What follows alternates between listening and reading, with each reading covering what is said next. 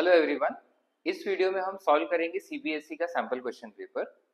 मेरा ये सजेशन है कि पहले आप क्वेश्चन पेपर डाउनलोड कर दे जो हमने नीचे डिस्क्रिप्शन में दिया हुआ है, और फिर क्वेश्चन साथ साथ में पढ़ते हुए आप साथ साथ में सॉल्व करें। तो चलिए शुरू करते हैं सीबीएसई का सैंपल पेपर।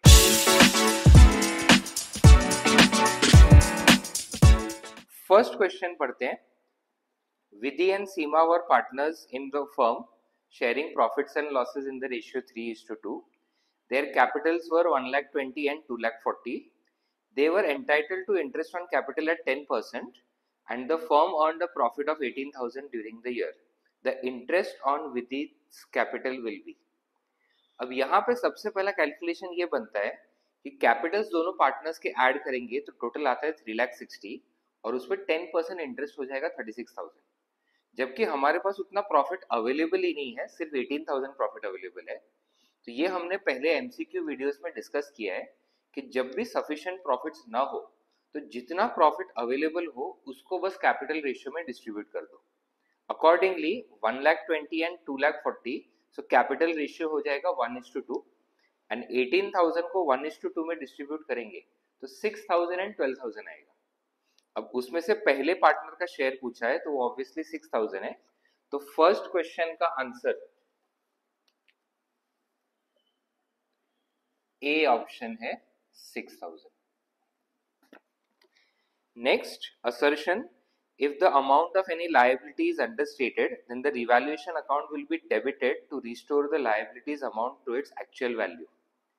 अब लायबिलिटी अंडरस्टेटेड है, मतलब गलती से हमने लायबिलिटी का वैल्यू कम लिख दिया है, अब उसको वापस बढ़ाना पड़ेगा तो वो लॉस हो जाएगा। Accordingly revaluation account will be debited, ये असर्शन जो है वो सही है। Reason, increase in amount of liability is a profit for the firm, तो ये रीजन रॉन्ग है because increase in liability loss होता है, प्रॉफिट नहीं। तो यहाँ पे ऑप्शन हो जाएगा assertion is true, reason is false, तो सेकेंड का option C. Next, the excess amount which the firm gets on selling its business over and above its net value is। अब कोई भी बिजनेस सेल करते time उसका net value कैसे निकालते हैं, तो total asset minus outside liability. अब नेट वैल्यू से ज्यादा पैसे अगर बिजनेस को सेल करके मिल रहे हैं बिकॉज वो बिजनेस का रेपुटेशन अच्छा है, गुडविल अच्छा है, तो थर्ड का आंसर हो जाएगा B, goodwill. Option B, goodwill. Next, W Limited forfeited 200 shares of 20 each, 15 called upon, which 10 had been paid. Directors reissued all the forfeited shares to be at 15 per share paid up for a payment of 10. Find out capital reserve। अब सबसे पहले originally जब shares forfeit हो रहे हैं face value 20 है but 15 called up है, 15 called up में से सिर्फ 10 पेड है, सो फॉरफीचर के टाइम 10 रुपीज का गेन हो जाएगा जो शेयर होल्डर ने ऑलरेडी पे कर दिया है। री इश्यू के टाइम सारे के सारे शेयर्स री इश्यू हो रहे हैं फॉर अ पेमेंट ऑफ ₹10। अब 15 पेड अप का शेयर 10 में री इश्यू हो रहा है तो यहाँ पे 5 रुपीज का जो है वो लॉस हो जाएगा। सो फॉरफीचर के टाइम 10 रुपीज का गेन है, री इश्यू के टाइम 5 रुपीज का लॉस है, सो नेट गेन हो जाएगा 5 रुपीज। एंड हम लोग 200 शेयर्स जो है वो री इश्यू कर रहे हैं, सो 200 इंटू 5 आंसर हो जाएगा 1000, तो इसका ऑप्शन है B. Next, XYZ PSR 532, Z was provided a minimum guarantee profit of 10,000 per year. Profits for the year was 40,000. What amount of profit will Z get? अब पूरे फर्म का प्रॉफिट 40,000 है, उसमें से Z का शेयर है 2/10 532 में से, तो 40,000 का 2/10 अगर निकालेंगे तो वो आ जाता है 8,000, बट Z को मिनिमम गारंटी मिला है 10,000 तो उसको 10,000 देना ही पड़ेगा और 2,000 डेफिशिएंसी बाकी के दोनों पार्टनर्स बेयर करेंगे। अकॉर्डिंगली फिफ्थ क्वेश्चन का आंसर हो जाएगा 10,000, जो ऑप्शन है C. Next, A and B are partners 3:2. C is admitted and he takes 1/4 of his share from A. B gives 3/16 from his share to C. What is the share of C? अब यहाँ पे ये जो sentence है C is admitted, he takes 1/4 of his share from A. मतलब C को जितना भी शेयर मिलने वाला है उसमें से 1/4 जो है वो A देगा. अब अगर 1/4 A दे रहा है मतलब बाकी का 3/4 जो है वो B देगा. अकॉर्डिंगली 6th क्वेश्चन, 3/4 शेयर जो B दे रहा है वो है 3/16. सो C का जो टोटल शेयर है उसमें से 1/4 A ने दे दिया, जो 3/4 B देगा वो 3/16 है. तो total share of C will be X. यहाँ पे क्रॉस मल्टीप्लाई करके आ जाएगा 4/16 और 1/4. तो यहाँ पे ऑप्शन है A. Next, debenture application account is a. अब डिवेंचर एप्लीकेशन अकाउंट सबसे पहले क्या होता है? तो डिवेंचर एप्लीकेशन, शेयर एप्लीकेशन, ये दोनों सिमिलर है, जिसमें कंपनी डिवेंचर्स या शेयर्स इश्यू कर रही है और जब वो पैसे कलेक्ट करती है तो टेम्पररी एक अकाउंट ओपन करती है कि भाई ये शेयर होल्डर या ये डिवेंचर होल्डर से हमको ये पैसे मिले. अब बिकॉज वो स्पेसिफिक पर्सन का है, this becomes a personal account. तो यहाँ पे 7th का आंसर हो जाएगा B, personal account. Next, what will be the correct sequence of events? अब सीक्वेंस ऑफ इवेंट्स में ऑब्वियसली सबसे पहले डिफॉल्ट ऑन कॉल्स होगा जब शेयर होल्डर ने कुछ पे नहीं किया, उसके बाद उसके शेयर्स फॉरफिट होंगे, री इश्यू होंगे, फिर कैपिटल रिजर्व निकलेगा. तो सही ऑर्डर जो है, पहला है सेकंड डिफॉल्ट ऑन कॉल्स, फिर फॉरफीचर, उसके बाद री इश्यू और फिर फोर्थ कैपिटल रिजर्व. सो 2, 1, 3, 4 ये है ऑप्शन सी. नेक्स्ट, 9th और 10th क्वेश्चन के लिए केस स्टडी दिया हुआ है, पहले केस स्टडी पढ़ते हैं. Rana and Amit were partners, profit sharing ratio 3:2 with effect from 1st April. They decided to share future profits equally. The goodwill was to be adjusted at the time of change in PSR. 9th question में state the need for treatment of goodwill in change in PSR. अब जब भी partners का profit sharing ratio change होता है तो कोई ना कोई पार्टनर को एज कंपेयर टू अर्लियर ज्यादा शेयर मिलेगा तो उसका गेन हो जाएगा, एंड दूसरा कोई पार्टनर है उसका शेयर कम हो जाएगा तो वो सैक्रिफाइस हो जाएगा. तो बेसिकली जो पार्टनर गेन कर रहा है एडिशनल शेयर, उसको कुछ ना कुछ गुडविल पे करना पड़ेगा सैक्रिफाइसिंग पार्टनर को. तो यहाँ पे ऑप्शन हो जाएगा the gaining partner is required to compensate the sacrificing partner, जो है ऑप्शन ए. सो 9th का आंसर है option A. 10th question, which partner's capital account is debited at the time of adjusting goodwill through capital account? अब यहाँ पे हमको basic logic समझना है. पहले तो ये ध्यान रखो दैट कैपिटल अकाउंट का होता है credit balance. That means capital account में क्रेडिट पॉजिटिव है और डेबिट नेगेटिव है. अब जब भी कोई पार्टनर गेन करेगा उसको गुडविल पे करना पड़ेगा to the sacrificing partner. So gaining partner का कैपिटल हमको रिड्यूस करना है और सैक्रिफाइसिंग पार्टनर का कैपिटल हमको बढ़ाना है. अकॉर्डिंगली जो गेनिंग पार्टनर है वो डेबिट होता है, तो gaining partners capital account debit to sacrificing partners capital account. ये बेसिक जर्नल एंट्री है. ये आप journal entry change in PSR, admission, retirement, death, हर सिचुएशन में लगा सकते हो बिकॉज ये पूरा प्रिंसिपल बेस है गेनिंग टू सैक्रिफाइसिंग. अब यहाँ पे क्वेश्चन में पूछा है which partners capital account is debited. So debit में ऑब्वियसली आ रहा है gaining partners capital account. So यहाँ पे ऑप्शन हो जाएगा D option, gaining partners capital account. Next, while passing the entry for refund of money, if applications are rejected, which account should be credited? अब जब share के application हमको मिलते हैं तो बैंक अकाउंट में मिलते हैं तो हम बैंक अकाउंट डेबिट करते हैं. अगर इसमें से कोई एप्लीकेशन रिजेक्ट हुआ और हम पैसे रिटर्न कर रहे हैं तो ऑब्वियसली बैंक अकाउंट ही क्रेडिट होगा. तो यहाँ पे आंसर हो जाएगा डी. 11th का आंसर है D, bank account.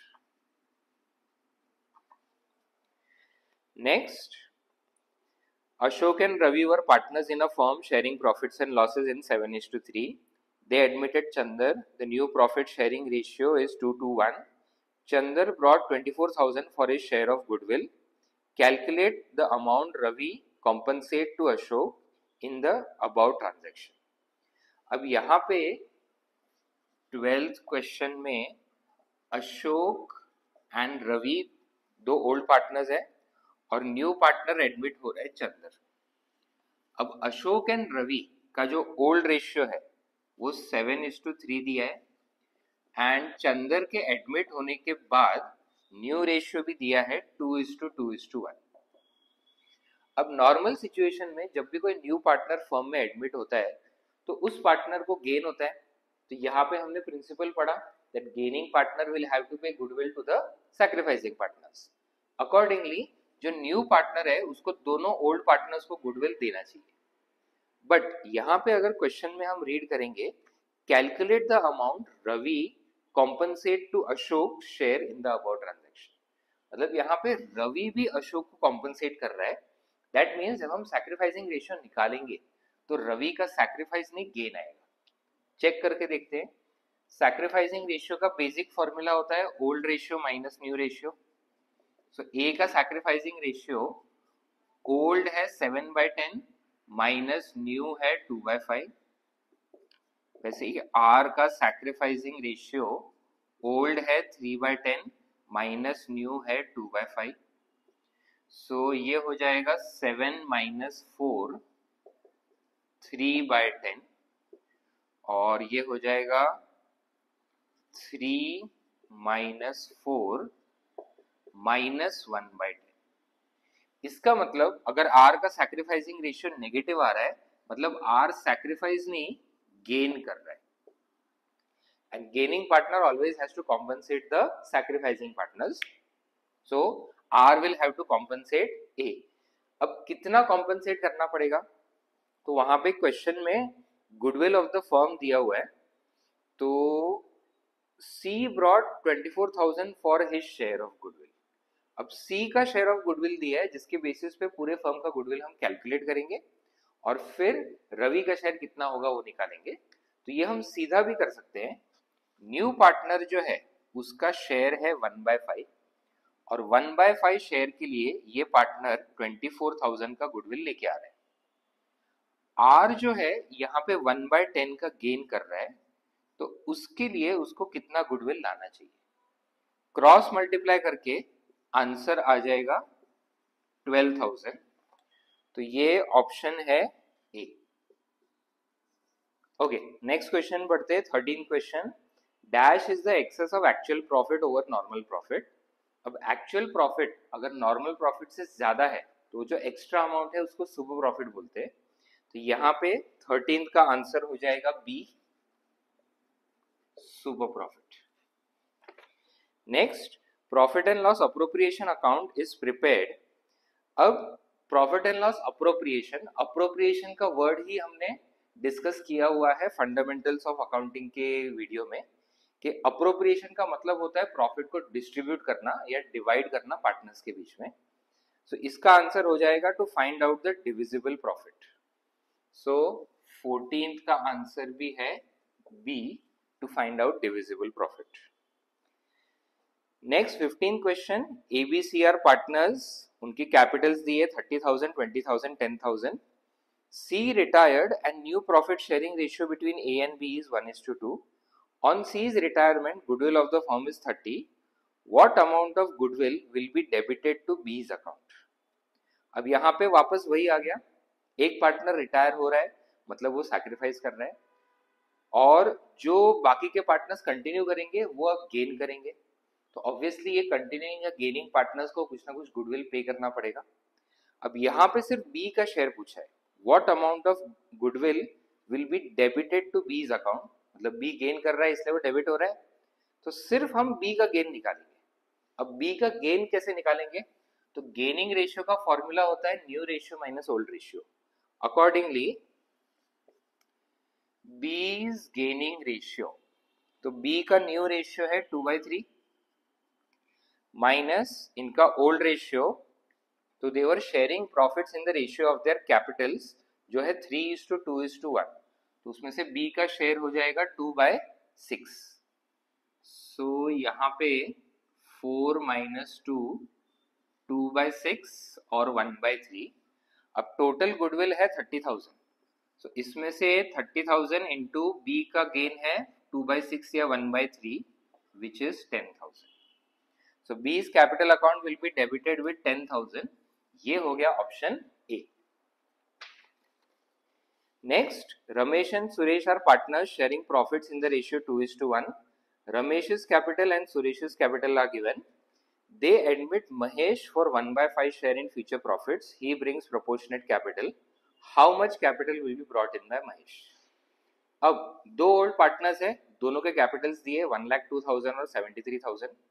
So old partners का कंबाइंड कैपिटल 1,02,000 प्लस 73,000 1,75,000 हो जाएगा।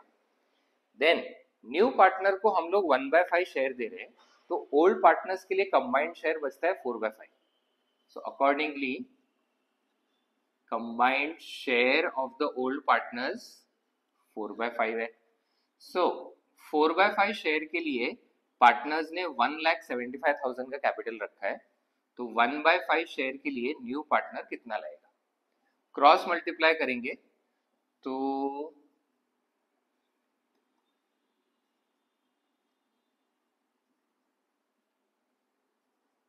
43,750। तो ये है ऑप्शन डी। नेक्स्ट क्वेश्चन पढ़ते हैं। दीपा, नीरू, शिल्पा वर partners in the firm. Profit sharing ratio is 5:3:2. Neeru retired and new profit sharing ratio between Deepa and Shilpa 2:3. On Neeru's retirement, the goodwill of the firm is valued at 1,20,000. Record necessary entry for treatment of goodwill. Okay, तो यहाँ पे retirement का है, old ratio new ratio दोनों दिया है, तो हम डायरेक्टली गेनिंग रेशियो कैलकुलेट कर सकते हैं। तो सबसे पहले ओल्ड रेशियो इज 5:3:2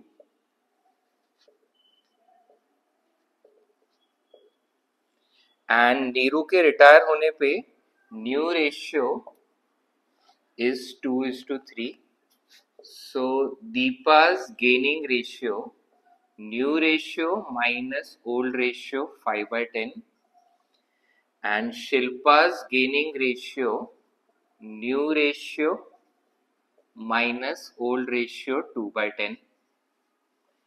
So यहाँ पे 4 minus 5 minus 1/10 and 6 minus 2 4/10.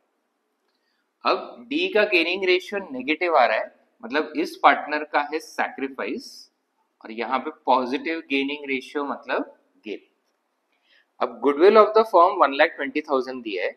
Neeru जो रिटायर हो रही है उसका तो डायरेक्ट शेयर हम निकाल सकते हैं, तो Neeru's goodwill of the firm है 1,20,000, उसमें से नीरू का शेयर है 3/10, सो 36,000। एंड बिकॉज ये पार्टनर भी सैक्रिफाइस कर रहा है, इसका भी गुडविल निकालेंगे। So D share of goodwill is 1,20,000 और इसका सैक्रिफाइस है 1/10, सो 12,000। अब ये दोनों सैक्रिफाइस कर रहे हैं, दैट मीन्स शिल्पा जो गेन कर रही है she will have to pay goodwill to both of these partners. So gaining partner हमेशा डेबिट होते हैं, तो Shilpa's capital account debit to Neeru capital and to Deepa's capital. Neeru को देना है 36,000, दीपा को देना है 12,000, टोटल हो जाता है 48। Next question, 18th question. Amrit Daily Needs acquired the business of Sri Shivam for purchase consideration of 5 lakh payable by using 10% debentures of 100 each at a discount of 10%. The assets and liabilities taken over are given. Past journal entries. Now जब भी कोई business purchase होता है तो सबसे पहले journal entry asset और liability की होती है। तो यहाँ पे एसेट्स कौन कौन से हैं, तो फर्नीचर अकाउंट डेबिट 10,000, उसके बाद inventory account debit 7,50,000, then debtors account debit 1,50,000, liabilities को हम क्रेडिट करेंगे, so to creditors 5,20,000, to salary payable 75,000 and two outstanding expenses 15,000. अब परचेज कंसिडरेशन का भी अमाउंट ऊपर दिया हुआ है जो है 5 lakh rupees. So we have to pay Shri Shivam 5 lakh rupees. अब ये जर्नल एंट्री को हम टैली करेंगे. टैली नहीं होता है तो जो भी डिफरेंस है, डेबिट में आएगा तो गुडविल, क्रेडिट में आएगा तो कैपिटल रिजर्व. सो यहाँ पे क्रेडिट साइड का टोटल 10 लाख, 10 लाख 90, 11 लाख 10 है और यहाँ पे 9 लाख 10 है. तो there is a difference of 2 lakh rupees.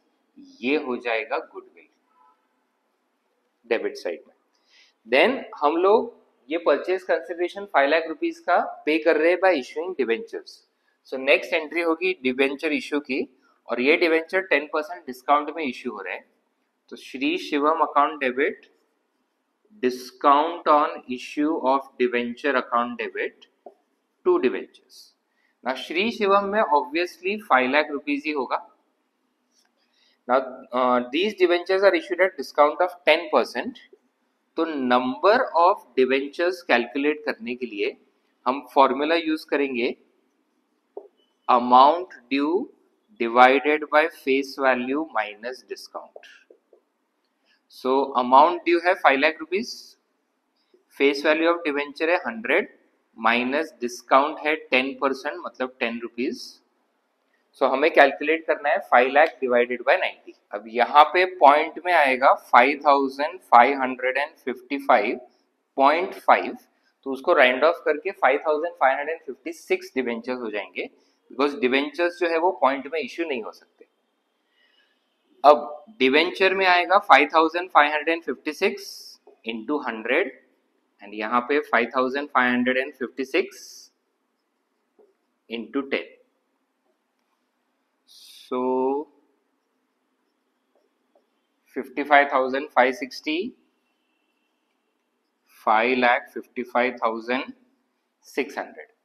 अब बिकॉज डिवेंचर्स पॉइंट में जा रहा था, ये एंट्री जो है वो अपनी टैली नहीं होगी. जो भी डिफरेंस बचेगा उसको कैश या बैंक में ट्रांसफर करना पड़ेगा. तो डेबिट साइड का टोटल देखते हैं तो 5,55,560 होता है और क्रेडिट साइड में 5,55,600 है. So there is a difference of 40 rupees. Debit side में 40 रुपीज कम पड़ रहे हैं तो ये हो जाएगा बैंक अकाउंट डेबिट. अब जो राउंडिंग ऑफ आप करते हो फॉरवर्ड और बैकवर्ड दोनों कर सकते हो, बट आइडियली अगर 0.5 आ रहा है तो फॉरवर्ड ही जाना चाहिए एंड अप टू 0.4 आ रहा है तो वो बैकवर्ड राउंडिंग ऑफ करके 5555 हो जाएगा. ओके, नेक्स्ट क्वेश्चन पढ़ते हैं. Ram, Manu and Hari are partners. Hari died on 30 June. His share of profit from closure of last accounting year till the date of death, calculated on the basis of average profit of 3 completed years before death. Profits of 3 completed years दिए. Calculate Hari's share of profit and past journal entry. सबसे पहले जो deceased partner का share of profit है उसका journal entry P&L suspense account debit to Hari's capital होता है. अब कैलकुलेशन कैसे करेंगे तो उसके लिए पहले 3 साल का हमको एवरेज प्रॉफिट निकालना है. 3 साल का प्रॉफिट दिया है 1,10,000 प्लस 1,20,000 प्लस 1,30,000 डिवाइडेड बाय 3. तो ये एवरेज हो जाएगा 1,20,000. अब इसका शेयर ऑफ प्रॉफिट निकालेंगे. Hari's profit, so average profit 1,20,000 into PSR में हरी का शेयर. अब यहाँ पे क्वेश्चन में पीएसआर दिया नहीं है, दैट मीन्स ये इक्वल हो जाएगा. So into 1/3. Then Hari died on 30 June. अब अपना ईयर एंड कब है तो जो प्रॉफिट्स दिए हैं वो 31 मार्च के दिए. सो अपना ईयर एंड है 31 मार्च. तो 31 मार्च 22 को ईयर कंप्लीट हुआ. उसके बाद अप्रैल मई जून 3 मंथ्स पार्टनर ने फर्म में काम किया. उसके बाद 30 जून को उसकी डेथ हो रही है. अकॉर्डिंगली हम उसको 3 मंथ्स का प्रॉफिट देंगे. So into 3/12. सो ये आंसर हो जाएगा 10,000। यहाँ पे अमाउंट लिख देंगे 10,000। ये आपको हमेशा ध्यान रखना है, जो जर्नल एंट्री है वो आपका मेन आंसर है, वो सबसे पहले दिखना चाहिए, और उसका जो कैलकुलेशन है प्रॉफिट का वो वर्किंग नोट है वो बाद में दिखना चाहिए। Next question, 20th question, capitals of Kajal, Neerav and Alisha amounted to 330, 660 and 990. Profit of 1,80,000 for the year ended was distributed in 4:1:1 after allowing interest on capital 10%. During the year, each partner withdrew 360. Then partnership deed was silent as to profit sharing ratio but provided for interest on capital 12%. Pass necessary adjusting entry showing your workings clearly. Okay अब यहाँ पे सबसे पहले question में opening Capitals दिए 330, 660, 990 and जो profits है अपने 1,80,000 वो हमने कैसे डिस्ट्रीब्यूट किए, इंटरेस्ट ऑन कैपिटल अलाउ किया 10%, उसके बाद 411 में डिस्ट्रीब्यूट किया, बट ये दोनों भी गलत है because according to partnership deed interest on capital नीचे दिया है 12% होना चाहिए। Secondly partnership deed is silent as to PSR, तो उस सिचुएशन में प्रॉफिट शेयरिंग रेशियो इक्वल होता है और किसी रेशियो में डिवाइड नहीं कर सकते। तो यहाँ पे पहले पार्टनर्स का नाम है Kajal, Nirav and Alisha. So Kajal, Nirav, Alisha.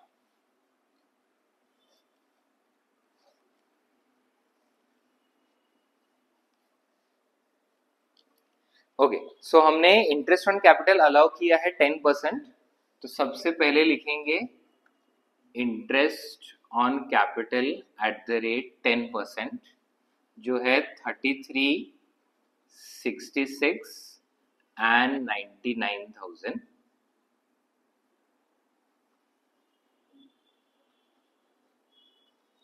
So total हो जाता है 90, 90, 180 प्लस 18, 1,98,000। अब एक्चुअल हमारे प्रॉफिट्स जो है वो सिर्फ 1,80,000 है, और अगर हम 1,98,000 का इंटरेस्ट ऑन कैपिटल अलाउ करेंगे तो 18,000 का जो है लॉस हो जाएगा, और ये लॉस डिस्ट्रीब्यूट होगा 4:1:1 जो क्वेश्चन में रेशियो दिया है। सो 3, 3 एंड 12, बिकॉज ये लॉस है तो ये सब्ट्रैक्ट होगा। सो के का शेयर हो गया 21, 63 और 96, टोटल हो जाता है 1,80,000। अब ये हमने रिकॉर्ड किया जो एक्चुअल हमने डिस्ट्रीब्यूशन किया है जो गलत है। अब हम जाएंगे सही डिस्ट्रीब्यूशन पे।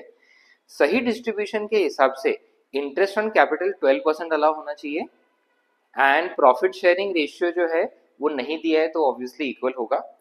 अब यहाँ पे क्वेश्चन आ जाता है, अगर हम इंटरेस्ट ऑन कैपिटल 12% लेंगे, 10% में भी ऑलरेडी हमारा लॉस आ रहा है, तो 12% में ऑब्वियसली वो प्रॉफिट कम ही पड़ेगा, लॉस ही आएगा। और जब भी हमारे पास सफिशिएंट प्रॉफिट्स ना हो इंटरेस्ट ऑन कैपिटल अलाउ करने के लिए, उस सिचुएशन में जितना प्रॉफिट हमारे पास अवेलेबल है उसको हम लोग बस कैपिटल रेशियो में डिस्ट्रीब्यूट कर देते हैं। सो 1,80,000 को आइडियली हमें क्या करना चाहिए था, ये प्रॉफिट को कैपिटल रेशियो, अब कैपिटल्स है 330, 660 एंड 990, तो ऑब्वियसली 1:2:3 आता है, इस रेशियो में डिस्ट्रीब्यूट करना चाहिए, तो वो हो जाएगा 90, 60 एंड 30। अब हमें ये दो अमाउंट्स को कंपेयर करना है। फर्स्ट पार्टनर जो है उसको गलत ट्रीटमेंट में 21,000 मिले, बट उसको प्रॉफिट मिलना चाहिए था 30,000, so this partner should get 9,000 मोर, तो अकॉर्डिंगली 9,000 यहाँ पे हो जाएगा क्रेडिट। सेकेंड पार्टनर 63 मिला उसको, बट मिलना चाहिए सिर्फ 60, तो 3,000 इससे वापस लेना है, तो इसका कैपिटल अकाउंट हो जाएगा डेबिट। और यहाँ पे इसको 6,000 ज्यादा मिला, मिलना चाहिए सिर्फ 90, तो यहाँ पे भी 6,000 डेबिट। सो जर्नल एंट्री हो जाएगा N's capital, A's capital, 2K's कैपिटल, 3,000, 6,000, 9,000। नेक्स्ट क्वेश्चन रीड करते हैं. What journal entries would be passed for discharge of following unrecorded liabilities on dissolution of firm? First है, there was a contingent liability in respect of bills discounted but not matured 18,500. An acceptor of one bill of 2,500 became insolvent and 50 paise in a rupee was recovered. Liability of the firm on account of this bill discounted and dishonored has not so far been recorded. अब 18,500 के total bill हमने discount करवाए थे, उसका सबका अभी तक maturity नहीं आया है. उसमें से एक जो है डेटर वो इंसॉल्वेंट हो गया 2,500 का. सो अब हमें बैंक को 2,500 पे करना पड़ेगा, बट उसके एस्टेट से हमने 50 पैसे इन रुपी रिकवर भी किया है, मतलब उसका 50% 1,250 हमको कैश में रिसीव भी होगा. तो यहाँ पे दो एंट्रीज आएंगी पार्ट ए में. सबसे पहले realisation account debit to bank, हम बैंक को 2,500 जो है ये पे कर देंगे. उसके बाद bank account debit to realisation 50 पैसे इन रुपी 1,250 हम लोग कलेक्ट करेंगे from the debtor. Next, there was a contingent liability in respect of claim for damages 75,000. Such liability was settled for 50,000 and paid by the partner. अब contingent liability मतलब वो books of accounts में recorded नहीं है 75. अब finally 50 में settle हो रहा है तो हमको 50 ही रिकॉर्ड करना है. एंड फर्म ने इसको कैश में पे नहीं किया, पार्टनर ने पे किया है. अकॉर्डिंगली बी पार्ट का journal entry realisation account debit to A's capital, A ने पे किया 50,000. Next, firm will have to pay 10,000 as compensation to an injured employee which was a contingent liability not accepted by firm. तो ये भी similar है, contingent liability है, हमें sure नहीं था, बैलेंस शीट में रिकॉर्डेड नहीं था, और अब हमको 10,000 पे करना पड़ा. सो इस बार हम लोग कैश में पे कर रहे हैं, तो realisation account debit to cash amount आ जाएगा 10,000. नेक्स्ट,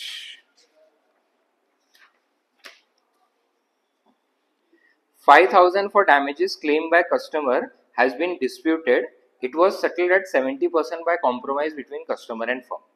So customer ने हमसे 5,000 के damages मांगे, बट हमने उसको बस 70% पे किया 3,500. तो ये 3,500 ही रिकॉर्ड होगा. Accordingly realisation account debit to cash 3,500 जो है 70% of 5,000. Next question, question 22. B Limited is registered with capital of 1 crore divided into 1 lakh shares of 100 each. Company issued 42,500 shares of 100. उस पे application allotment first call and balance is second call. Applications हमको मिल रहे सिर्फ 40,000 and Ram to whom 1,600 shares were allotted failed to pay final call. These shares are forfeited. Out of the forfeited shares, 600 shares are reissued at 90 per share. And हमको show करना है balance sheet. तो सबसे पहले हम balance sheet का format बनाएंगे. पहले भी हमने पिछले वीडियोस में शेयर्स की बैलेंस शीट किया है और उसका फॉर्मेट मैंने बताया है. सबसे पहले मेन हेडिंग आता है इक्विटी एंड लायबिलिटीज, उसके अंडर शेयर होल्डर्स फंड्स, और उसके under share capital note number 1. So note number 1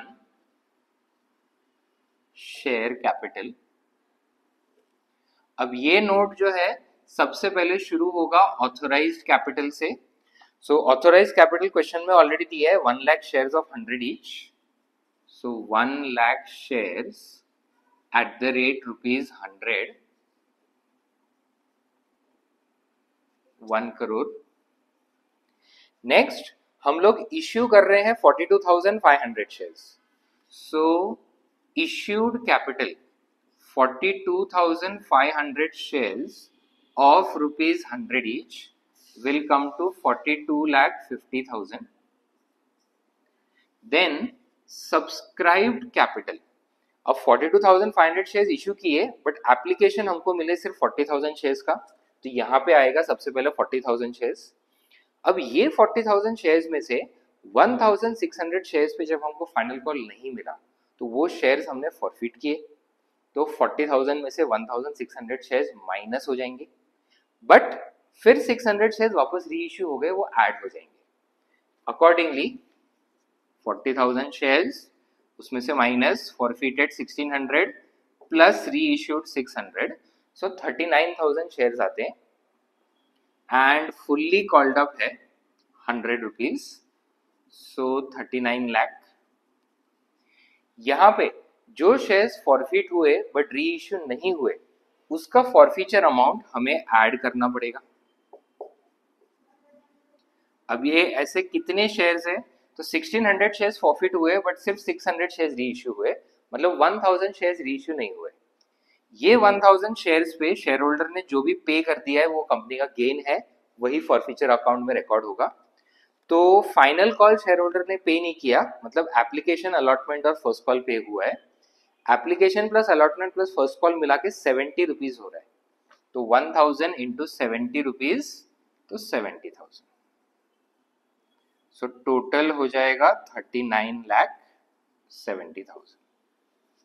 share capital is 39,70,000। Next question पढ़ते हैं।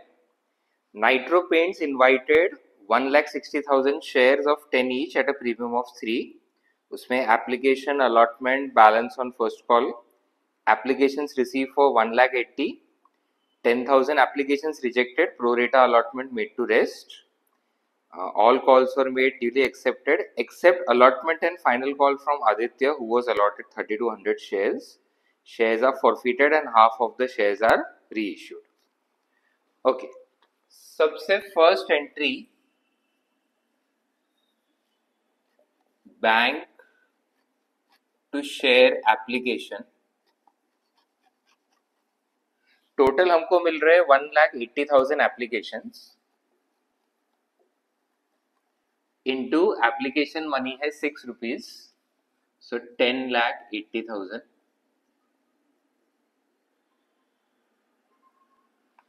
Then share application to share capital to SPR, because application में premium included है। Pro rata allotment होने की वजह से 2 शेयर अलॉटमेंट में एडजस्ट होगा एंड कुछ एप्लीकेशंस रिजेक्टेड भी है, इसलिए 2 बैंक। टोटल 1,80,000 इंटू 6, 10,80,000 रिसीव हो रहा है। अब 10,000 इंटू 6, 60,000 रिजेक्टेड है, तो रिफंड हो जाएगा। एंड हमने इश्यू किए हैं 1,60,000 शेयर्स। एप्लीकेशन मनी 6 रुपीज है, जिसमें से 1 रुपी प्रीमियम है, सो 5 rupees capital, 1 rupee premium, so 8 lakh, 1,60,000 and 160 issued और 170 एप्लीकेशन हमारे पास बचे, बिकॉज 180 में से 10 रिजेक्ट हो गए। सो 10,000 एप्लीकेशंस पे 6 rupees each, we will adjust with allotment. Next, share allotment to share capital to SPR, 1,60,000 shares into allotment money है 3 रुपीज, जिसमें से 2 rupees capital, 1 rupee premium, so 4,80,000, 3,20,000, 1,60,000। Then जब हम अलॉटमेंट मनी रिसीव करते हैं तो एक शेयर होल्डर ने अलॉटमेंट पे नहीं किया है और उसके पास है 3,200 शेयर्स। सो प्रोरेटा अलॉटमेंट में कॉल्स इन अरियर्स है, तो ऑब्वियसली वर्किंग नोट बनाना पड़ेगा। तो यहाँ पे 1,70,000 एप्लीकेशंस पे हमने 1,60,000 शेयर्स अलॉट किए। आदित्य के पास 3,200 शेयर्स अलॉटेड है, तो he must have applied for x. Cross multiply करके एक्स आ जाएगा 3,400 शेयर्स। 34 माइनस 32, 200 शेयर्स एक्सेस है, इंटू एप्लीकेशन मनी 6, सो शेयर होल्डर ने 1,200 रुपीज एक्स्ट्रा पे कर दिया है। अलॉटमेंट के टाइम पे allotment due 3200 shares into allotment money is 3, so 9600, उसमें से माइनस करना है 1200 जो एक्सेस एप्लीकेशन है, सो 8400 हो गया हमारा कॉल्स इन अरियर्स। तो total allotment due 4,80,000 minus allotment में हमने एडजस्ट किया है 60,000 माइनस कॉल्स इन अरियर्स हमने कैलकुलेट किया है 8,400। सो 480 माइनस 60 420 4,11,600 रिसीव होगा। Then share first call to share capital. अब क्वेश्चन के स्टार्टिंग में टोटल प्रीमियम 3 रुपीज बोला है, एप्लीकेशन और अलॉटमेंट में 1 रुपीज प्रीमियम था, तो ऑब्वियसली फर्स्ट कॉल में बाकी का 1 रुपी प्रीमियम आएगा। सो फर्स्ट कॉल में भी प्रीमियम इंक्लूडेड है 1,60,000 इंटू फर्स्ट कॉल मनी। अब एप्लीकेशन अलॉटमेंट 6 + 3 ऐड करके 9 रुपीज हो रहा है, जबकि टोटल होना चाहिए 13, तो ऑब्वियसली 4 रुपीज का फर्स्ट कॉल होगा, जिसमें से 3 rupees capital and 1 rupee premium, so 6,40,000 4,80,000 and 1,60,000।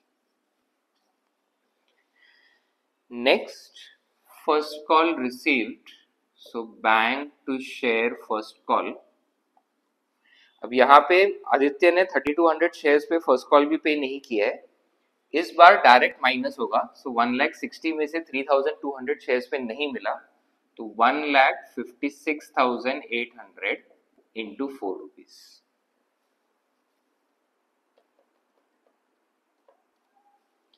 That comes to 6,27,200।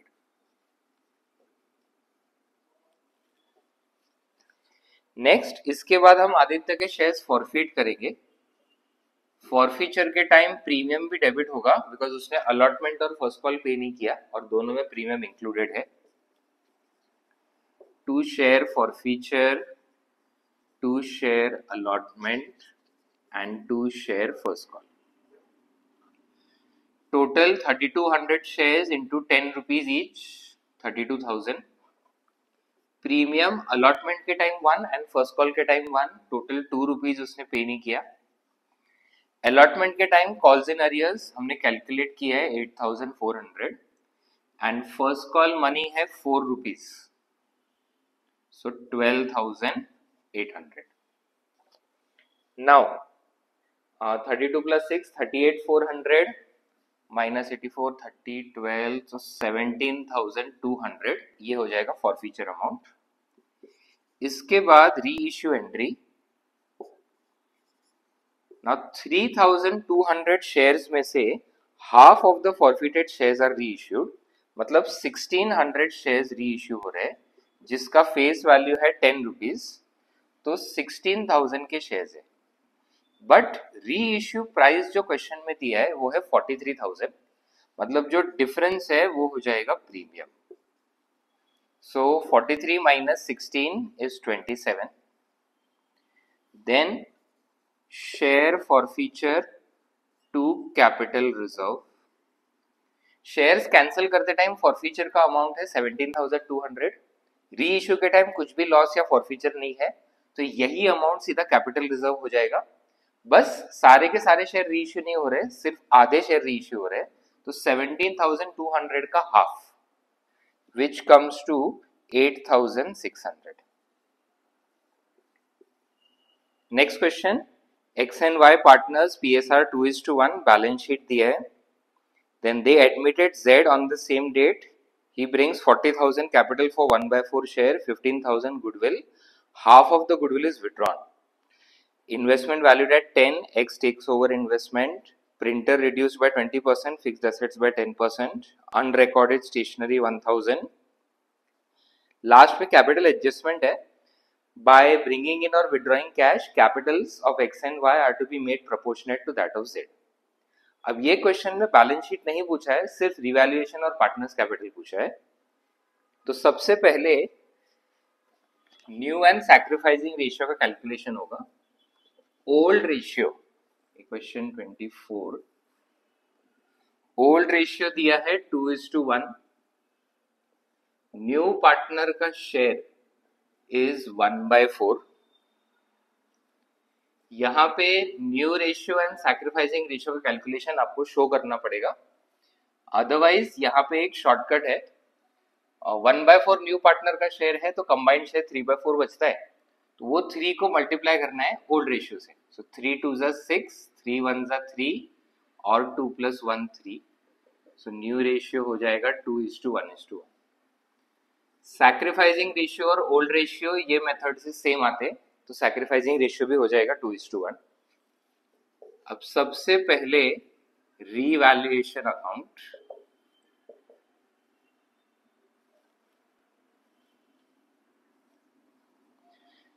Okay, investments are valued at 10. Balance sheet में इन्वेस्टमेंट का वैल्यू 8,000 है. So by investment it is increasing by 2,000. Printer is reduced by 20%. So 5,000 का 20% 1,000. Next, fixed assets are reduced by 10%. So 2 fixed assets 13,700.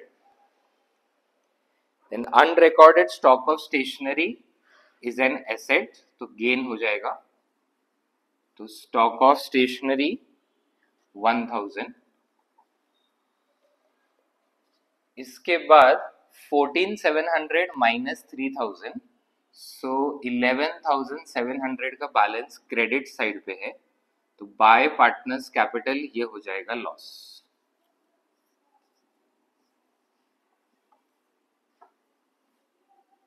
Next prepare करते हैं partners capital account.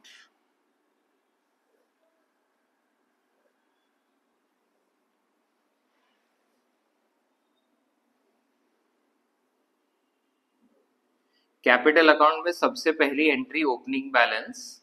तो X and Y का opening balance balance sheet में दिया है 75 and 62. उसके बाद by cash new partner 40,000 capital लेके आ रहा है. उसके बाद by premium for goodwill new partner is bringing 15,000 as goodwill और सैक्रिफाइसिंग रेशियो है 2:1. सो 15,000 2:1 में डिस्ट्रीब्यूट होगा 10,000 5,000.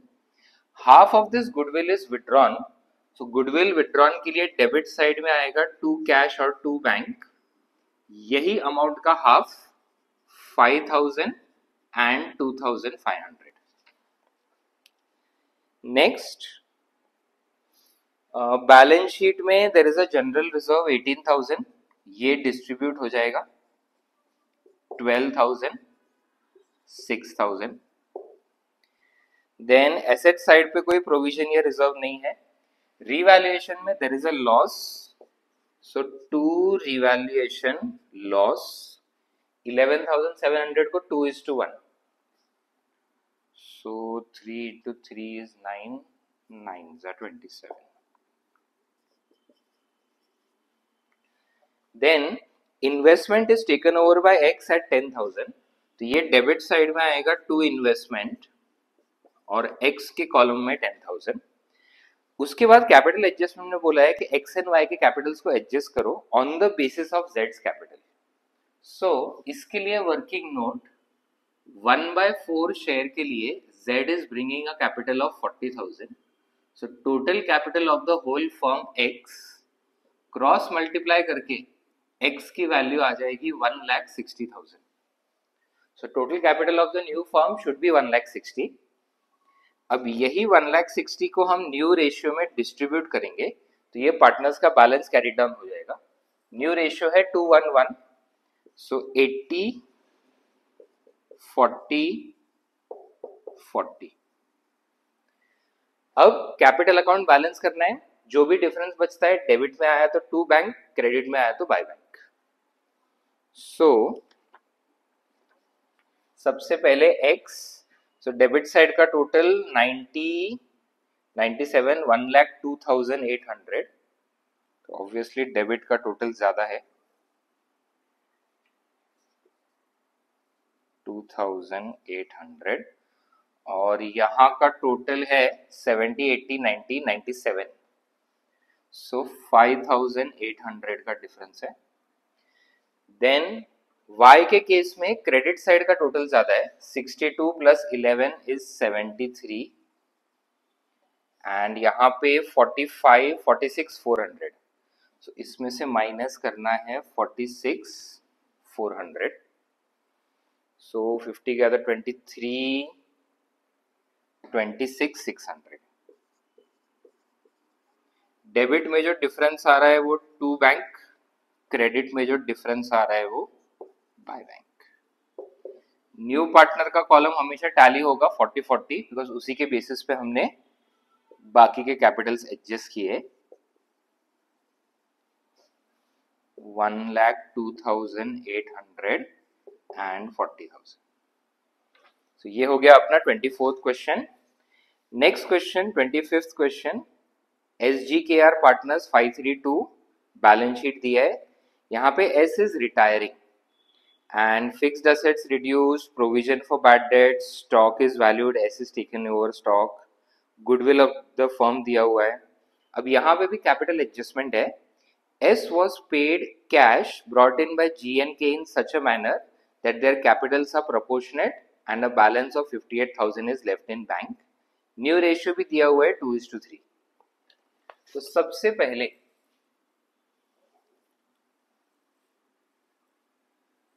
हम लोग कैलकुलेट करेंगे gaining ratio.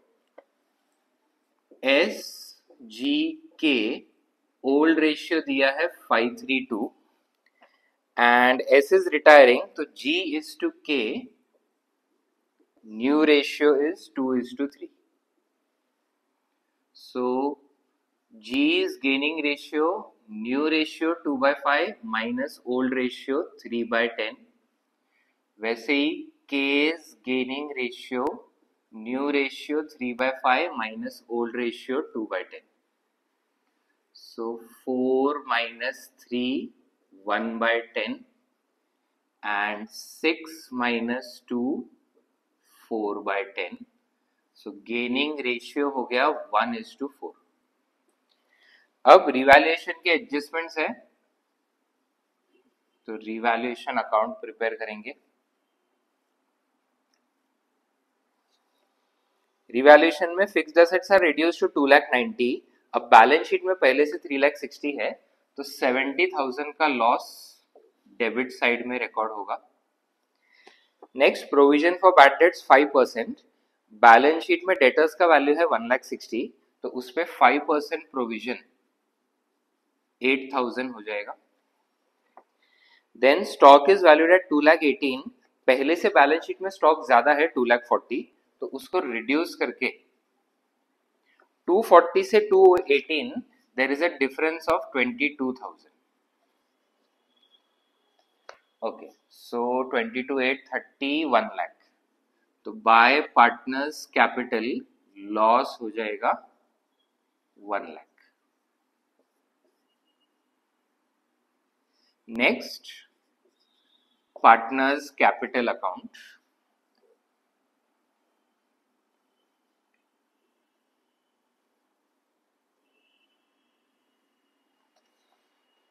Okay, capital account में सबसे पहले opening balance 3, 250 and 350। So by balance brought down 3 lakh, 2,50,000 and 3,50,000। Then balance sheet में P&L दिया हुआ है, so by P&L old ratio में डिस्ट्रीब्यूट होगा 50,000, 30,000, 20,000। देन बैलेंस शीट में और कोई रिजर्व या P&L या गुडविल नहीं है। रिवैल्यूएशन में लॉस है, सो टू रिवैल्यूएशन लॉस 1 लाख को 532 में डिस्ट्रीब्यूट करेंगे, सो 50, 30 एंड 20। उसके बाद गुडविल ऑफ द फर्म दिया है 8 लाख और S रिटायर हो रहा है। S का शेयर इन प्रॉफिट्स इज 5/10, सो 8 लाख का 5/10 निकालेंगे, 4 लाख रुपीज आएगा। 4 लाख के लिए बाय गेनिंग पार्टनर्स है G and K, and 2 sacrificing partner है S। सो बाय GNK 4 लाख को 1:4 में एलोकेट करना है। सो 80,000 एंड 3,20,000। जब हम लिखते हैं बाय G बाय K तो अमाउंट आएगा S के कॉलम में, और जब हम लिखते हैं 2S तो अमाउंट आएगा G और K के कॉलम में।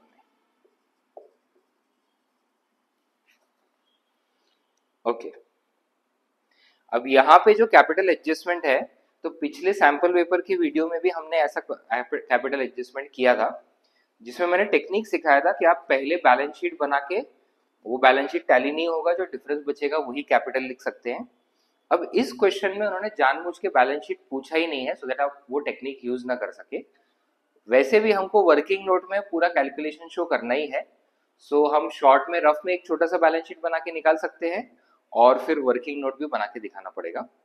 सो यहाँ पे हम लोग वर्किंग नोट बनाते हैं। वर्किंग नोट बनाने के लिए पहले हम तीनों पार्टनर्स का कैपिटल अकाउंट रफ में बैलेंस करेंगे। सो S, G एंड K। सबसे पहले S, यहाँ पे कोई एसेट टेकन ओवर था, S is taking over stock at 2,18,000, वो हम पहले रिकॉर्ड कर लेते हैं। ओके, सो यहाँ पे 3 lakh plus 4 lakh 7,50,000 credit side का टोटल है, and 7,50,000 minus 2,68,000,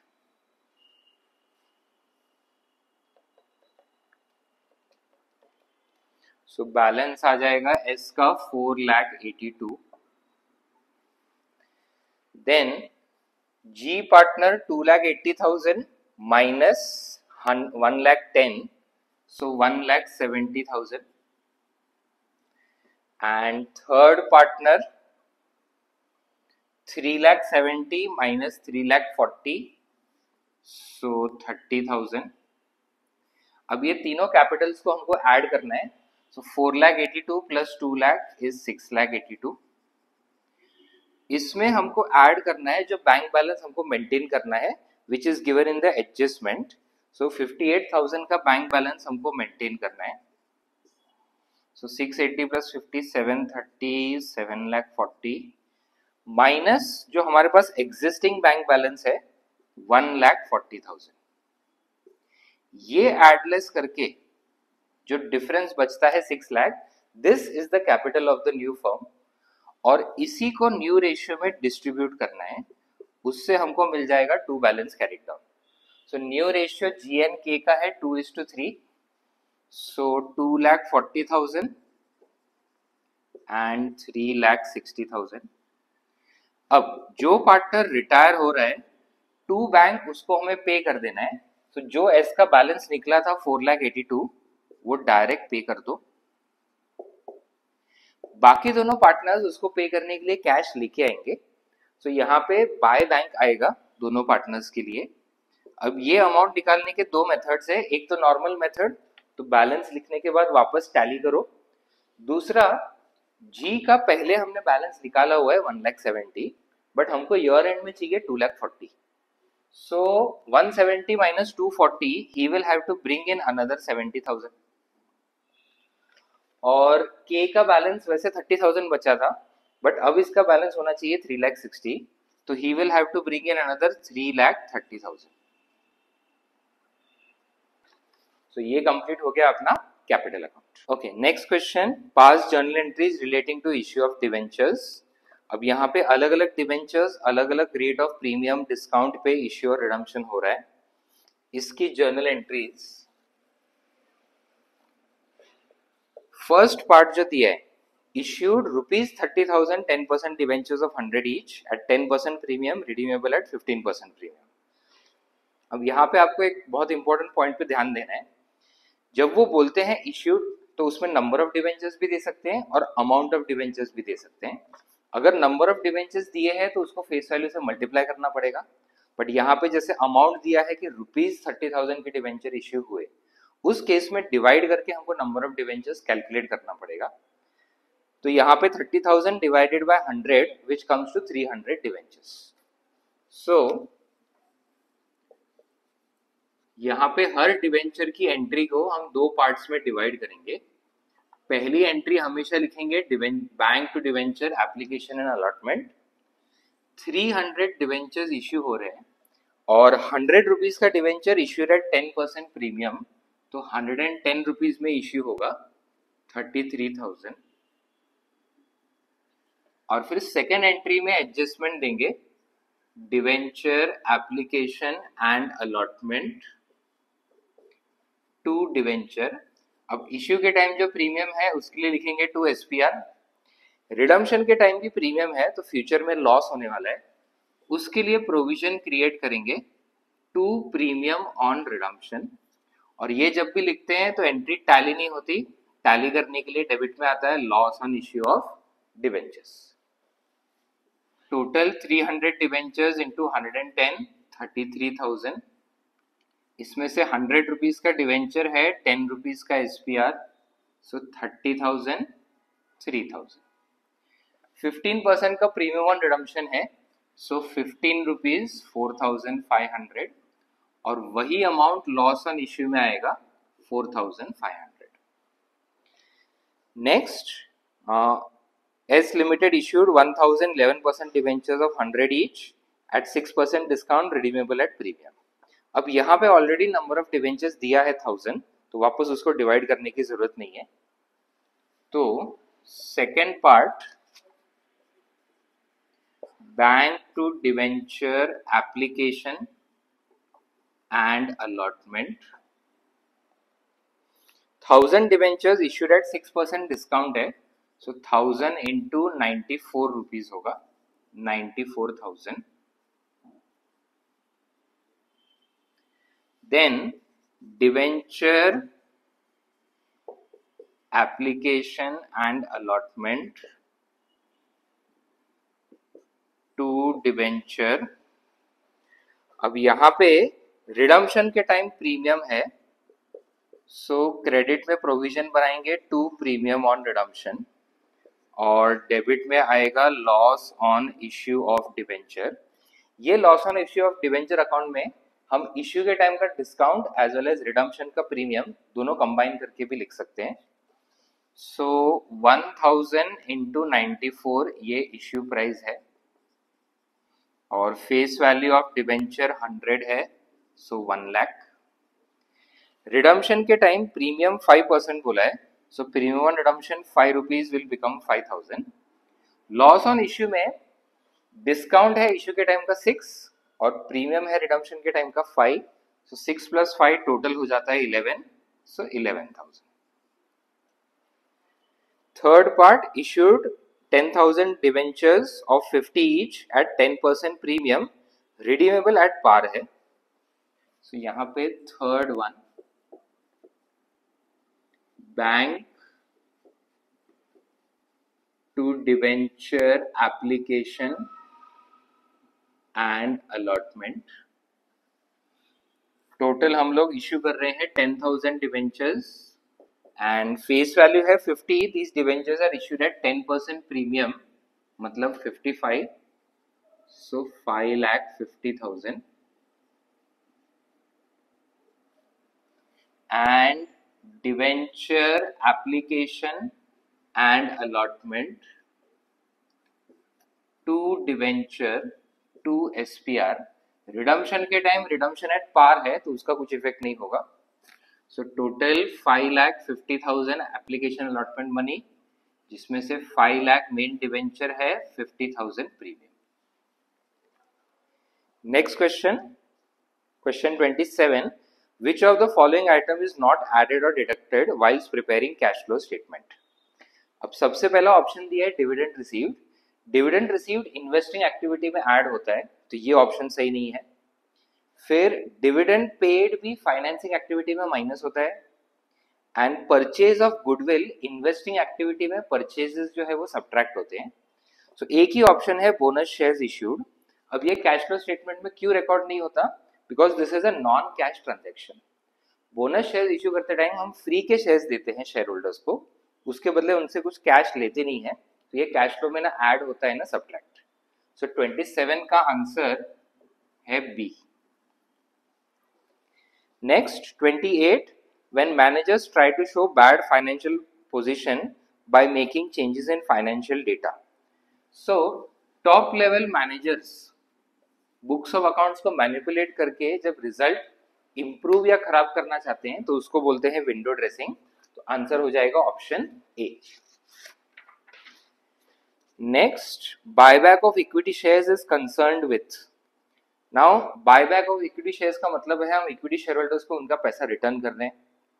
equity shares issue करना या उनको रिटर्न करना, ये दोनों भी फाइनेंसिंग एक्टिविटी का पार्ट है. अकॉर्डिंगली 29th का आंसर हो जाएगा C. Next, 30, the statement in which individual items of financial statements of 2 or more years are placed side by side and converted into percentage of a common base. अब common base use होता है common size statement में. तो common size P&L में sales base होता है and common size balance sheet में balance sheet का टोटल बेस होता है. सो क्वेश्चन 30 का आंसर हो जाएगा बी. 31, मेजर हेड्स और सब हेड्स देने हैं बैलेंस शीट के.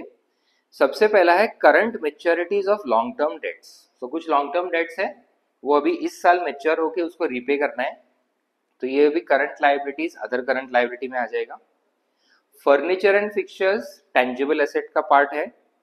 Provision for warranties, so company ने जो भी वारंटीज दिए है उसकी लायबिलिटी अराइज हो सकती है, उसके लिए हम प्रोविजन बनाते हैं.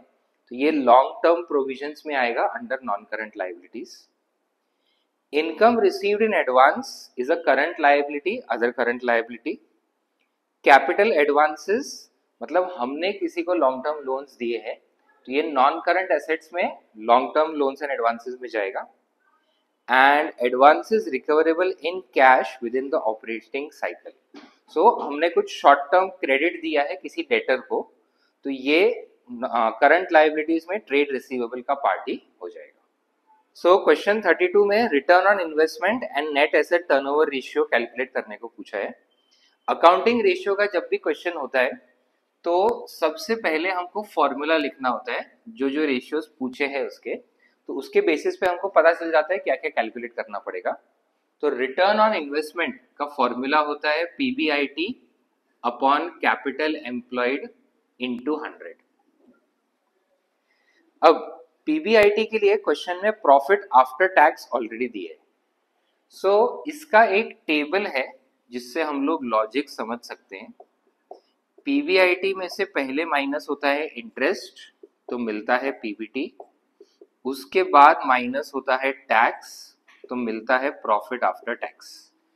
सो क्वेश्चन में यही प्रॉफिट आफ्टर टैक्स दिया हुआ है 6 लाख रुपीज और टैक्स का परसेंटेज बोला है 40%. मतलब अगर 100 रुपीज का प्रॉफिट बिफोर टैक्स हम कमाते हैं तो उसमें से 40 रुपीज टैक्स माइनस होके 60 रुपीज प्रॉफिट आफ्टर टैक्स बचेगा. तो 60 से 100 होता है, तो 6 लाख से कितना होगा क्रॉस मल्टीप्लाई करना है, उससे आ जाएगा 10 लाख. उसके बाद इंटरेस्ट कॉस्ट के लिए हमारे पास यहाँ पे दो लोन्स है. एक तो है 15% डिवेंचर, तो 20 लाख रुपीज का 15% इंटरेस्ट 3 लाख रुपीज होगा. एंड 10% बैंक लोन, तो 20 लाख रुपीज पे 10% लोन 2 लाख रुपीज होगा. सो 3 + 2 total interest cost is 5 lakh. So PBIT हो जाएगा 15 lakh. This is basic logic कि कैसे कैलकुलेशन होता है, बट यही चीज हमको फॉर्मूला में रिप्रेजेंट करना है. सो PBIT is profit after tax plus tax and interest. So profit after tax दिया है 6 लाख, टैक्स है 4 लाख प्लस इंटरेस्ट है 5 लाख. सो 15 लाख रुपीज आ जाएगा हमारा PBIT. इसके बाद हमें चाहिए कैपिटल एम्प्लॉयड. कैपिटल एम्प्लॉयड का फॉर्मूला होता है डेट प्लस इक्विटी. सो डेट के लिए हमारे पास ये दो लोन्स है विच इज 15% डिवेंचर और 10% bank loan.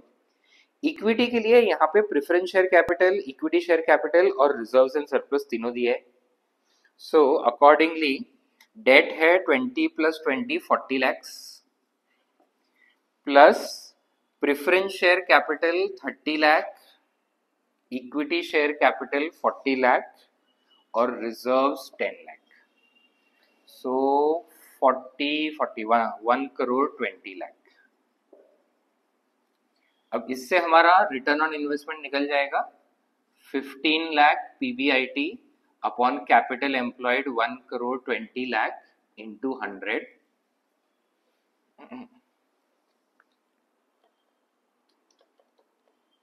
which comes to 12.5%. Second ratio पूछा है नेट एसेट टर्नओवर रेशियो। अब नेट एसेट टर्नओवर रेशियो का फॉर्मूला होता है RFO upon capital employed. Capital employed हमने ऑलरेडी कैलकुलेट कर लिया है 1 करोड़ 20 लाख। आरएफओ क्वेश्चन में दिया है 3,75,000 का आरएफओ और 15,000 का रिटर्न्स, तो रिटर्न्स माइनस करके ही हमको आरएफओ लेना है 3,60,000, तो ये हो जाएगा 0.3 टाइम्स। क्वेश्चन 33 पढ़ते हैं। कंपैरेटिव इनकम स्टेटमेंट पूछा है, तो सबसे पहले कंपैरेटिव इनकम स्टेटमेंट का फॉर्मेट बना लेते हैं।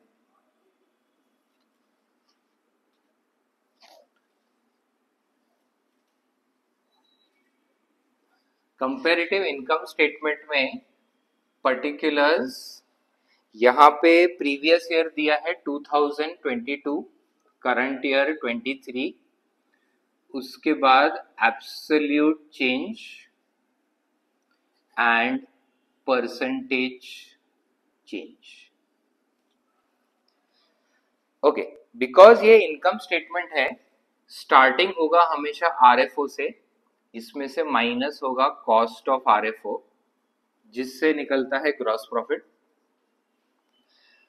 उसके बाद डायरेक्ट एक्सपेंसेस रिकॉर्ड करने की जरूरत नहीं है, बिकॉज कॉस्ट ऑफ आरएफओ में ऑलरेडी डायरेक्ट एक्सपेंस का इफेक्ट आ जाता है। सीधा हमें माइनस करना है indirect expenses. Indirect expenses minus करके मिलेगा प्रॉफिट बिफोर टैक्स, और फिर माइनस टैक्स करके मिलेगा प्रॉफिट आफ्टर टैक्स। सो सबसे पहले आरएफओ लिखते हैं 5 lakh, 8 lakh, so absolute change हो गया 3 lakh, and absolute change divide by previous year into 100, so 3/5 is 60%। Then cost of RFO 3 lakh 5 lakh दिया हुआ है, सो चेंज हो गया 2 लाख। अब 2 डिवाइड बाय 3, 66.66%, माइनस करके gross profit 2 lakh, 3 lakh, change हो गया 1 lakh, and absolute change 1 lakh divided by original 2 lakh, so 50% हो जाएगा। Then indirect expenses 30,000, 40,000, so change हो गया 10,000, एंड 10/30 इज 1/3 और 33.33%, माइनस करके 1,70,000 एंड 2,60,000, सो डिफरेंस आ गया 90,000, and 90,000 divide by 170 is 52.94%. Tax rate question में दिया है प्रीवियस ईयर का 40%, सो 68,000, एंड करंट ईयर का 50%, तो 1,30,000, सो 68 से 130 is 62,000, and 62 divided by 68 comes to 91.17%, and ये 1,02,000, ये 1,30,000, so 28,000 का चेंज है, and 28 divided by 102 is 27.45%. Okay, next question है कैश फ्लो स्टेटमेंट का। कैश फ्लो स्टेटमेंट के वीडियो में हमने डिस्कस किया है कि जब भी कैश फ्लो का क्वेश्चन सॉल्व करना हो तो पहले पूरा कैश फ्लो का फॉर्मेट बना लो, फिर जिसके एडजस्टमेंट दिए उसका वर्किंग नोट बना के फिर कैश फ्लो स्टेटमेंट में पूरा एक साथ एंट्री करो। सो यहाँ पे कैश फ्लो स्टेटमेंट का हम फॉर्मेट बनाते हैं।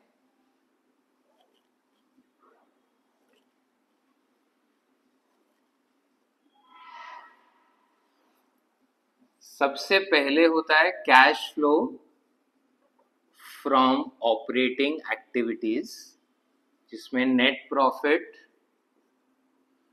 Plus non operating expense minus non operating income, इससे मिलेगा operating profit plus increase in current liability decrease in current asset minus decrease in current liability increase in current asset, तो इससे मिलेगा cash from operations और फिर minus tax paid करके cash flow from operating. Second part is cash flow from investing activity and third part is cash flow from financing activity. Okay, अब सबसे पहले adjustments देखते हैं। न्यू मशीनरी परचेज का adjustment दिया है, अकॉर्डिंगली फिक्स्ड एसेट का अकाउंट या मशीनरी का अकाउंट बनेगा। सो वर्किंग नोट हम लोग यहाँ पे बना लेते हैं। सबसे पहले fixed asset account. Fixed asset में पहले आएगा ओपनिंग बैलेंस।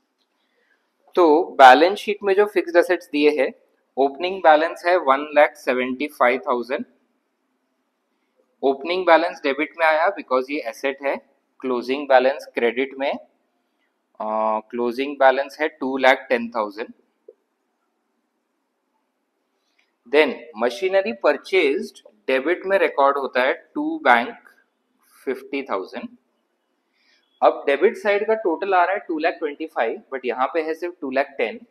सो जो 15,000 का जो बैलेंस बचता है ये हो जाएगा बाय डेप्रिसिएशन। नेक्स्ट एडजस्टमेंट दिया है, non current investment costing 25,000 is sold. So यहाँ पे इन्वेस्टमेंट का अकाउंट बनेगा नॉन करंट इन्वेस्टमेंट अकाउंट। ये भी एसेट ही है, सो ओपनिंग बैलेंस आएगा डेबिट साइड में। सो इन्वेस्टमेंट का ओपनिंग बैलेंस दिया है 25 एंड क्लोजिंग बैलेंस दिया है 40,000। Then investment costing 25 sold at 3,000 loss. So 25 minus 3,000 loss by bank sale value हो जाएगा 22,000 और लॉस के लिए लिखेंगे बाय P&L लॉस 3,000। अब 40 प्लस 25 इज 65, 65 माइनस 25 40,000 का बैलेंस बच रहा है, ये हो जाएगा टू बैंक, ये परचेज ऑफ इन्वेस्टमेंट है। सो एडजस्टमेंट से रिलेटेड दोनों वर्किंग नोट्स हमने बना लिए। अब हम पूरा कैश फ्लो का पोस्टिंग कर सकते हैं। बैलेंस शीट में सबसे पहले शेयर कैपिटल दिया है जो 3,80,000 से 4,50,000 इंक्रीज हो रहा है। तो फाइनेंसिंग एक्टिविटी में इश्यू ऑफ शेयर्स 70,000 ऐड हो जाएगा। रिजर्व्स एंड सरप्लस का नोट है जिसमें जनरल रिजर्व और P&L दिया है। सो नेट प्रॉफिट के लिए यहाँ पे हम लोग वर्किंग नोट बनाते हैं। क्लोजिंग P&L, सो क्लोजिंग P&L का बैलेंस दिया है 66 minus opening P&L, opening P&L दिया है 74। सो यहाँ पे नेगेटिव 8,000 आ रहा है लॉस एंड जनरल रिजर्व भी यहाँ पे ऐड हो जाएगा।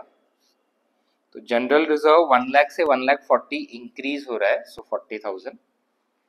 नेक्स्ट लॉन्ग टर्म बोरोइंग्स में 10% पब्लिक डिपॉजिट्स दिया है, 50 से 75 इंक्रीज हो रहा है, that means it is issue of public deposits 25,000। अब पब्लिक डिपॉजिट्स कौन से डेट पे इश्यू हुए वो क्वेश्चन में नहीं बोला है, बट उसका रेट ऑफ इंटरेस्ट दिया है 10%। कुछ नहीं बोला है तो हम अज्यूम करेंगे जो भी एक्स्ट्रा इश्यू हुए वो ईयर एंड को इश्यू हुए और सिर्फ ओपनिंग 50,000 पे हमको इंटरेस्ट पे करना है। सो 50,000 का 10% इंटरेस्ट 5,000 रुपीज दो जगह रिकॉर्ड होगा, एक यहाँ पे फाइनेंसिंग में माइनस, दूसरा नॉन ऑपरेटिंग एक्सपेंस में ऐड। देन बैंक ओवरड्राफ्ट 20 से 50 इंक्रीज हो रहा है, so this is also financing activity, हमने लोन लिया है, 30,000 ऐड हो जाएगा। देन ट्रेड पेएबल 42 से 43 इंक्रीज हो रहा है, trade payable is a current liability, 1000 increase. Then fixed assets, तो फिक्स्ड एसेट्स का हमने अकाउंट बनाया, इससे एक तो परचेज है, दूसरा depreciation. Depreciation non operating non cash expense में आएगा 15,000, एंड जो परचेज है 50, तो purchase of fixed asset investing activity में सब्ट्रैक्ट होगा। नेक्स्ट इन्वेस्टमेंट, इन्वेस्टमेंट का भी हमने अकाउंट बनाया है, 22,000 का सेल और 40,000 का परचेज है, so purchase of investment 40,000 minus and sales of investment 22,000 plus. अब जो सेल ऑफ इन्वेस्टमेंट दिया है उसमें एक बहुत इंपॉर्टेंट वर्ड यूज किया है, that investment of 25 sold at loss of 3 at the end of the year. तो पूरे साल हमारे पास वो 25,000 का इन्वेस्टमेंट था और उस पे हमें 12% जो इंटरेस्ट रेट दिया है वो मिलेगा। सो 25,000 का 12% होता है 3,000 रुपीज, ये 3,000 interest received non operating income में माइनस और इन्वेस्टिंग एक्टिविटी में ऐड हो जाएगा 3,000।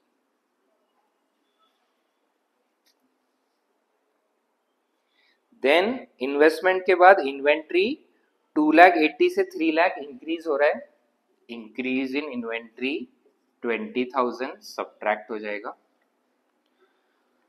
उसके बाद ट्रेड रिसीवेबल 152 से 244, सो 92,000 से ट्रेड रिसीवेबल इंक्रीज हो रहा है, ये भी सब्ट्रैक्ट हो जाएगा। Cash and bank balance last में रिकॉर्ड होते हैं, तो यहाँ पे आएगा नेट इंक्रीज और decrease in cash and cash equivalent plus opening cash and cash equivalent.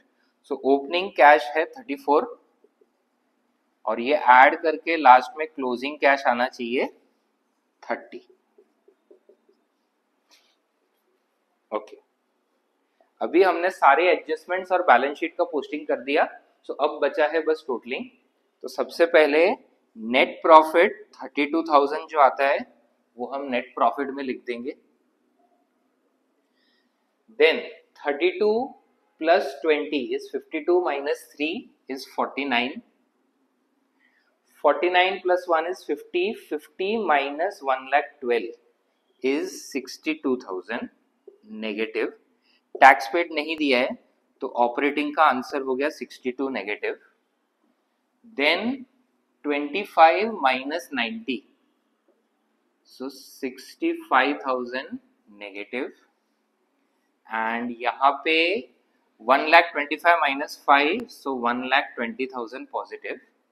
अब नेगेटिव है 62 प्लस 65 विच इज 127। अब अगर हम बैलेंसिंग करने जाए तो 62 और 65 नेगेटिव है 127, पॉजिटिव है 120, तो 7,000 नेगेटिव आ रहा है, जबकि हमारा 4,000 नेगेटिव आना चाहिए।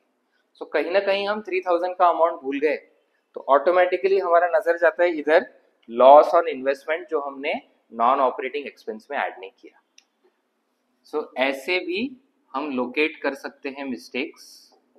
लॉस ऑन इन्वेस्टमेंट 3,000, अकॉर्डिंगली ये 52 और ये 59।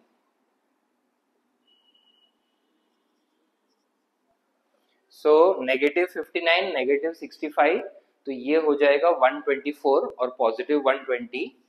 So net decrease in cash and cash equivalent is 4,000 plus 34, तो आ जाएगा 30। ये कंप्लीट हुआ अपना एक और सैंपल पेपर। अकाउंट्स के ऐसे अलग अलग सैंपल पेपर्स हम आगे और लाते रहेंगे, तो चैनल को फॉलो करें और हर अपडेट के साथ जुड़े रहें। मिलते हैं अगले वीडियो में, तब तक पढ़ते रहें।